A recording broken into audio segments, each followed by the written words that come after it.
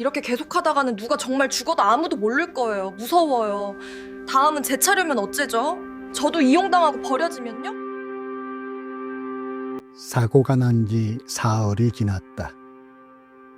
장수가발 공장의 기계들은 비명 따위는 삼켜버렸다는 듯 여전히 굉음을 내며 돌아가고 있었다. 회사는 노동청에 산재 신고를 하지 않았다. 그 시절 구로공단의 굴뚝 아래서 사람의 다침이란 기계고장보다 못한 취급을 받기 일쑤였다. 그들은 늘 그러했듯 조용히 알아서 덮어버리는 방식을 택했다. 기숙사 복도에는 잿빛 침묵이 내려앉았다. 여공들은 서로 눈을 마주치는 것조차 두려워했다. 말을 아끼고 발소리를 줄이고 납작 엎드린 채 하루를 견뎠다. 그것은 평화가 아니라 폭풍전의 숨막히는 정적이었다. 그러나 사고 이후 장수가발의 톱니바퀴는 더 잔인하게 조여들었다. 월요일 조회 시간, 지덕민 반장이 단상에 올랐다. 매서운 눈매에 굽게 담은 입술. 그녀는 작업복 주머니에 손을 찔러 넣은 채 먹잇감을 노리는 뱀 같은 눈으로 여공들을 훑었다. 이번 주도 전라인 작업이다. 토요일처라도 각오해. 지반장의 목소리는 건조해서 더 서늘했다. 생산량 10% 미달이다. 사고 핑계 대지 마. 물량 못 맞추면 니들 월급에서 깔 거니까. 연대 책임지기 싫으면 손들 놀려. 그때였다. 난숙이 참다 못해 떨리는 목소리로 물었다. 반장님, 그걸 왜 우리가 책임져요? 기가가 낡아서 그런 건데. 지덕민 반장이 천천히 고개를 돌려 난숙을 쏘아보았다. 그 눈빛은 인간에 대한 예의라고는 한 톨도 남아있지 않았다. 정난숙, 입 닥자! 지반장이 난숙을 코앞까지 다가와 나직이 속삭였다. 이유 묻지 마. 여기선 입 닥치고 손만 움직이는 게 살아남는 길이야. 사람인 척 굴지 마라. 너희들은 그냥 도구야. 그 말은 채찍보다 아프게 칠공주들의 가슴을 후려쳤다. 사람인 척 굴지 마라. 그 한마디가 목줄처럼 여공들의 숨통을 조여왔다. 그날 저녁 칠공주 팔은 약속이라도 한 듯 기숙사 302호에 모였다. 방 안의 공기는 물 먹은 솜처럼 무겁고 축축했다. 그러나 그 무거운 밑바닥에는 더 이상 물로 설 것 없는 자들만이 가지는 팽팽한 긴장감이 흐르고 있었다. 오키가 입을 열었다. 우리 이대로 계속하다간 진짜 누가 죽어나가도 아무도 모를 거야. 미월이 겁에 질린 눈으로 고개를 들었다. 이렇게 계속하다가는 누가 정말 죽어도 아무도 모를 거예요. 무서워요. 다음은 제 차례면 어째죠? 저도 이용당하고 버려지면요? 말수는 구석에 앉아 두 손을 깍지 끼고 있었다. 입술은 움직이지 않았지만 그 모습은 간절한 기도처럼 보였다. 침묵이 흘렀다. 그 침묵 속에는 공포와 분노, 그리고 참아 놓지 못한 희망이 뒤엉켜 소용돌이치고 있었다. 그때 난숙이 결심한 듯 숨을 크게 들이쉬었다. 언니, 응? 그때 노동산업선교회 구로본소에서 받아왔던 종이 그거 다시 볼 수 있을까? 6쌍의 눈동자가 동시에 난숙을 향했다. 왜? 미월이 물었다. 난숙은 떨리는 손으로 자신의 옷자락을 꽉 쥐었다. 오늘 하루 종일 기계 소리를 듣는데 자꾸 그 말이 귀에 맴도는 거야. 문은 열려 있습니다. 그 말이 자꾸만 나를 부르는 것 같아. 난숙의 고백이 방 안의 정적을 흔들었다. 오키가 낡은 나무상자 깊숙한 곳에서 꼬깃꼬깃해진 전단지를 꺼냈다. 형광등 불빛 아래 투박한 글씨가 다시금 모습을 드러냈다. 근로자 상담, 영등포 노동산업선교회. 임금, 산재, 부당해고 문은 열려 있습니다. 종이를 내려다보던 말순이 천천히, 아주 천천히 입을 열었다. 우리가 문 밖에만 서 있으면 아무것도 바뀌지 않는 거잖아. 그 말은 작았지만 거대한 돌을 호수에 던진 듯 큰 파문을 일으켰다. 막내 인자가 울며기며 말했다. 언니들, 나 무서워. 괜히 잘못 나섰다가 우리가 먼저 잘리면 어떡해. 나 돈 벌어야 되는데. 현실적인 공포가 다시금 발목을 잡았다. 모두가 고개를 숙였다. 그러나 침묵을 깨고 오키가 다시 말했다. 무서운 건 나도 알아. 다리 떨려. 근데 인자야, 이대로 있다가 희정이가 허리병신되고 미월이가 화상이고 다음엔 너라면 그땐 돈이 무슨 소용이야? 오키의 눈빛이 흔들림 없이 빛났다. 누군가는 말해야 돼. 이것 아니라고. 우린 짐승이 아니라고. 그것은 옳고 그름의 논쟁이 아니었다. 사람의 품격을 지키려는 몸부림이었다. 명수는 조용히 오키를 그리고 친구들을 바라보았다. 가슴속 깊은 곳에서 뜨거운 것이 울컥 치밀어 올랐다. 언니, 나 갔으면 좋겠어요. 명수의 목소리에 힘이 실렸다. 우리도 사람이잖아요. 집안장이 뭐라 해도 우린 기계가 아니잖아요. 맞아, 우리도 사람인데. 미월이 눈물을 훔치며 거들었다. 우리도 사람인데. 방 안에서 그 말이 메아리처럼 번졌다. 누가 설교를 한 것도 성경을 펼치는 것도 아니었지만 그 순간 302호는 거룩한 성소가 되었다. 서로를 사람으로 보라는 오래된 진리가 그들의 헐벗은 어깨 위로 내려앉았다. 희정이 눈물을 닦으며 일어섰다. 가자. 지금 아니면 우리 영영 못 움직일 것 같다. 인자는 곁에 앉은 말순의 손을 꽉 잡았다. 말순이 끄덕였다. 오키가 전단지를 주머니에 넣으며 말했다. 그래, 영등포로 가자. 우리 발로.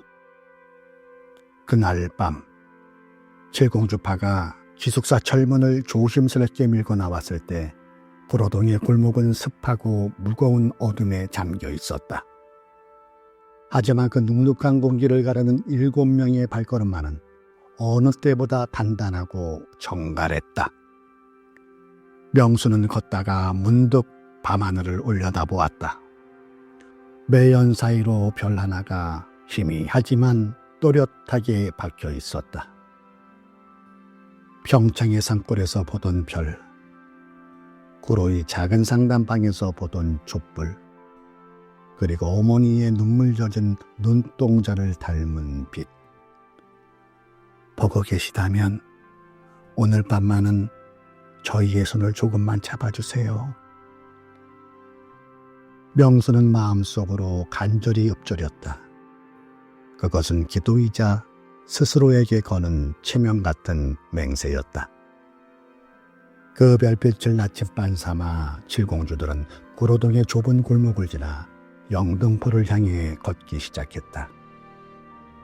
그날 밤은 칠공주파의 역사에서 처음으로 남이 시키는 대로 살지 않겠다고 선언한 날이었다. 그리고 사람을 부속품으로 취급하는 비정한 도시 한복판에서 서로를 가장 귀한 사람으로 붙들겠다고 7 여자가 조용히 그러나 목숨을 걸고 약속한 밤이기도 했다. 영등포로 넘어가는 발길은 구로공단과 공기의 질감부터 달랐다. 구로의 밤이 땀과 봄드 냄새에 젖은 축축한 어둠이라면 영등포의 밤은 삶의 열기로 들끓는 살아있는 어둠이었다. 시장 골목의 백열전구 아래에서는 국밥 끓는 김이 하얗게 피어올랐고 퇴근한 노동자들의 왁자지껄한 소음이 거리를 치우고 있었다. 낯선 상점, 석유 냄새, 시장 끝자락에 고소한 빵 굽는 냄새.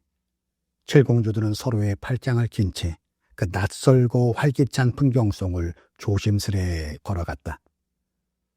시장통을 지나자 붉은 벽돌에 교회 건물이 나타났다. 건물 옆으로 난 좁은 철제 계단. 계단 아래 벽에는 매직으로 쓴 포스터들이 붙어 있었다. 야학, 한글 한문교실, 근로기준법 무료 강습, 영등포 노동산업선교회 3층. 여기가 맞네. 구로분수하고는 딴판이네. 오키가 나직이 속삭였다. 철제 계단을 오르는 칠공주들의 심장이 북소리처럼 뛰었다. 구로의 작은 상담방이 도피처였다면 이곳은 무언가 본진으로 들어가는 듯한 엄숙한 기운이 감돌았다. 3층 문을 여는 순간 훅 하고 잉크 냄새와 구수한 보리차 냄새가 섞여 들어왔다. 타작이 두드리는 소리, 등사기를 미는 소리, 그리고 누군가 칠판에 글씨를 쓰며 강의하는 목소리가 뒤섞여 있었다. 그곳은 침묵을 강요당하는 공장과 달리 말과 글이 살아서 벌떡거리는 공간이었다. 명수는 문턱에 선 채 잠시 숨을 멈췄다. 공장에서는 한 번도 느껴보지 못한 지식의 온도가 피부에 닿았다. 거로에서 오셨죠? 연락받았습니다. 다가온 사람은 학생티를 갓 벗은 신학생이 아니었다. 셔츠 차림에 손가락마다 검푸른 등사기 잉크가 묻어있는 남자였다. 그의 눈빛에는 막연한 이상주의자가 아닌 현장에서 구르고 깨지며 단단해진 실무자의 깊이가 있었다. 김현우 간사라고 합니다. 이쪽으로 앉으세요. 그가 안내한 낡은 나무 책상 위에는 낯선 제목의 책들이 겹겹이 쌓여 있었다. 알기 쉬운 노동법, 근로자의 권리, 산업안전 수칙, 그리고 손때 묻은 성경책. 김현우 간사가 칠공주들을 둘러보며 입을 열었다. 이곳은 단순히 여러분을 위로만 해주는 곳이 아닙니다. 그의 어조는 단호했다. 기도하고 울고 다시 공장 가서 참으라고 가르치는 것이 아닙니다. 여러분이 겪는 그 부당함들, 떼먹힌 임금, 강요된 잔업, 위험한 기계, 그것들과 어떻게 싸워야 하는지 방법을 가르쳐드리는 곳입니다. 희정이 떨리는 목소리로 물었다. 근데 말하면 잘려요. 우린 힘이 없어서. 김 간사는 고개를 끄덕였다.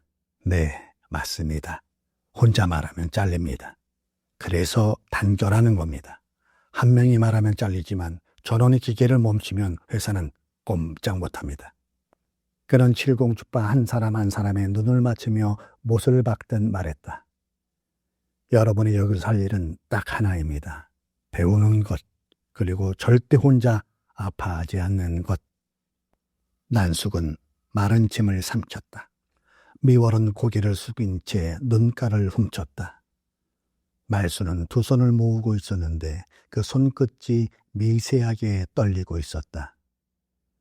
그것은 두려움의 떨림이 아니라 영혼의 밑바닥에서 무언가 깨어나는 전율이었다. 명수는 가슴 한복판에 불이 켜지는 것을 느꼈다. 우린 불쌍한 여공이 아니라 배워야 할 사람이었구나. 이곳 영등포의 공기는 달랐다. 사람을 불쌍히 여기는 연민을 넘어 사람을 주체로 세우려는 뜨거운 의지가 흐르고 있었다. 상담소를 나서자 긴장이 풀린 탓인지 뒤늦게 허기가 몰려왔다. 언니 배 안 고파요? 막내 인자가 배를 문지르며 말했다. 오키가 피식 웃으며 주머니를 털었다. 영등포 역전 근처 가바이트 불빛이 위태롭게 흔들리는 낡은 포장마차였다. 이모, 여기 떡볶이 3인분하고 국물 좀 많이 주세요. 김이 모락모락 나는 뻘건 떡볶이 3인분과 찌그러진 양은 대접에 가득 담긴 오뎅 국물. 7명의 젓가락이 바쁘게 오갔다. 늘 기숙사 302호의 닥친 방 안에서 숨죽여 나누던 대화가 아니었다. 세상 사람들이 오가는 탁 트인 거리 한복판. 비록 천막 아래였지만 그녀들은 처음으로 소리내어 웃었다. 법이 우리 편이라니까. 떡볶이 한 개만 먹어도 배부른 것 같지 않냐? 딴수의 농담에 칠공주들은 입가에 묻은 고추장을 닦으며 깔깔거렸다. 뜨거운 오뎅 국물이 식도를 타고 넘어가며 얼어붙었던 속을 데웠다. 입으로 들어가는 것이 떡볶이 국물뿐만이 아니었다. 법이라는 든든한 백, 그리고 함께라는 용기가 국물과 함께 뜨겁게 넘어갔다. 2시간 뒤, 영등포를 빠져나와 다시 구로동으로 들어서는 길. 시장통의 활기는 사라지고 다시 공단의 습하고 무거운 침묵이 그녀들을 맞이했다. 하지만 칠공주들의 눈빛은 갈대와 달라져 있었다. 기숙사 골목거기, 희미한 가로등 아래 한 남자가 서 있었다. 어둠 속에 빨간 담뱃불이 반딧불처럼 깜빡였다. 길게 내뿜은 담배 연기가 허공으로 흩어졌다. 그는 양복 바지에 구두를 신은 남자였다. 공장 관리과 직원이거나 아니면 그보다 더 무서운 곳에서 나온 사람일지도 몰랐다. 그는 아무 말 없이 어둠 속에서 걸어오는 7명의 여공을 천천히 훑어보았다. 마치 사냥감이 제 발로 덫에 걸려들기를 기다리는 맹수처럼. 그 시선에는 적의조차 없었다. 그저 싸늘한 관찰만이 있을 뿐이었다. 말순이 명순의 옷자락을 잡으며 낮게 속삭였다. 저 사람 사무실 직원 아니야? 인자가 숨을 멈췄다. 언니, 혹시 우리가 어디 다녀온지 다 알고 있는 건가? 명수는 등줄기를 타고 식은땀이 흐르는 것을 느꼈다. 방금 영등포 포장마차에서 채워온 뜨거운 열기가 저 남자의 싸늘한 시선 앞에서 순식간에 차갑게 식어가는 기분이었다. 빛을 본 날에는 그림자도 따라붙는구나. 명수는 입술을 깨물며 마음속으로 기도를 삼켰다. 주님, 저희를 보셨다면 부디 지켜주세요. 그 남자는 끝내 말을 걸지 않았다. 그저 담배를 바닥에 비벼 끄고는 또박또박 어둠 속으로 사라졌다. 하지만 그 구두발 소리는 어떤 고함보다 더 큰 경고였다. 다 보고 있다. 허튼 수작 부리지 마라. 칠공주들은 아무 말 없이 도망치듯 기숙사 철문을 열고 들어갔다. 모두가 직감했다. 오늘 밤 영등포의 계단을 오르는 순간 그들은 이제 돌아갈 수 없는 강을 건넜다는 것을. 영등포에서 돌아온 다음 날 아침, 장수가발 기숙사에는 밤사이 내리는 소리처럼 서늘한 침묵이 깔려 있었다. 눈을 뜨자마자 명수는 본능적으로 알았다. 공기의 질감이 달라져 있었다. 문틈 사이로 희미하게 스며들어오는 매캐한 냄새. 그것은 본드 냄새도 땀 냄새도 아닌 누군가 밤새 복도를 서성이다 남기고 간 낯선 담배 냄새였다. 어제 그 남자 사무실 사람 맞겠지? 이불을 끌어안은 시정의 목소리가 젖어 있었다. 난숙이 입술을 잘근 깨물었다. 확실해, 그 눈빛. 사람을 보는 게 아니라 불량품 골라내는 눈이었어. 말수는 두 손을 모은 채 파르르 떨고 있었다. 우리가 들킨 걸까? 그 질문은 302호의 바닥에 납처럼 무겁게 내려앉았다. 누구도 입 밖으로 내고 싶지 않았지만 모두가 밤새 곱씹었던 공포였다. 오키가 침묵을 깨고 단단하게 말했다. 쫄지 마. 우리가 도둑질을 했어? 사람을 죽였어? 그냥 밥 먹고 얘기 좀 듣다 온 거야. 죄 지은 거 아니라고. 그러나 그 말이 끝나기도 전이었다. 복도 끝 시멘트 바닥을 때리는 날카로운 파열음이 들려왔다. 또각 또각 또각. 규칙적이고 냉정한 굽소리. 기숙사 사감 밖 광숙이었다. 사장의 친척이라는 소문이 도는 그녀는 늘 짙은 화장의 정장 차림이었다. 교회 집사처럼 온화해 보이는 인상이지만 웃을 때조차 눈동자 깊은 곳에는 깨진 유리조각 같은 서늘함이 박혀있는 여자. 소리가 302호 앞에서 뚝 멈췄다. 덜컥. 노크도 없이 문이 열리자 복도에 찬 공기와 함께 진한 분냄새가 훅 끼쳐들어왔다.